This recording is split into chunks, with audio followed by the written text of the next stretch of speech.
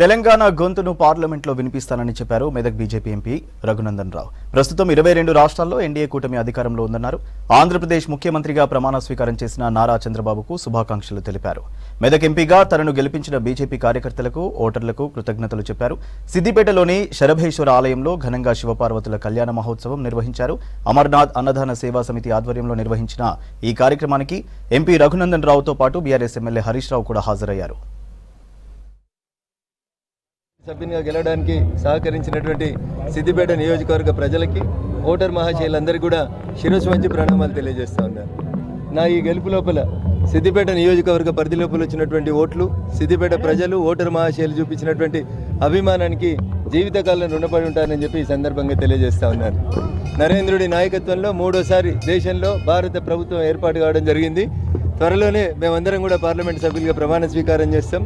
తెలంగాణ ఉద్యమకారుడిగా, తెలంగాణ బిడ్డగా ఈ గడ్డకు రావాల్సినటువంటి ప్రతి అంశం విషయంలో, ప్రతి సమస్య విషయం లోపల రఘునందన్ ఎట్లయితే వాయిస్ ఆఫ్ వాయిస్లెస్గా తెలంగాణ శాసనసభలో పేద ప్రజల గొంతును వినిపించిండో, అట్లే భవిష్యత్తులో భారత పార్లమెంట్లో కూడా మెదక్ పార్లమెంటు కీర్తి ప్రతిష్టలను పెంచుతానని, ఈ ప్రాంత సమస్యలన్నింటినీ స్పష్టమైనటువంటి అవగాహన కలిగినటువంటి వ్యక్తిగా పరిష్కరించేందుకు నా శాయశక్తుల కృషి చేస్తానని చెప్పి ఈ సందర్భంగా తెలియజేస్తూ, నా ఈ విజయంలో సూర్యునితో పోటీపడి నాకంటే వేగంగా పనిచేసినటువంటి మా బూత్ కమిటీ అధ్యక్షులకి, శక్తి కేంద్రాల ఇన్ఛార్జీలకి, భారతీయ జనతా పార్టీ ఆత్మీయ కుటుంబ సభ్యులందరికీ కూడా శిరస్సు వంచి నమస్సుమాంజలు తెలియజేస్తూ, కొద్దిసేపట్లో ఎన్డీఏ భాగస్వామ్య పక్షాల కూటమి ఆంధ్రప్రదేశ్లో నూతన ముఖ్యమంత్రిగా చంద్రబాబు నాయుడు గారు ప్రమాణ స్వీకారం చేయబోతున్న సందర్భంగా వారికి శుభాకాంక్షలు, అభినందనలు.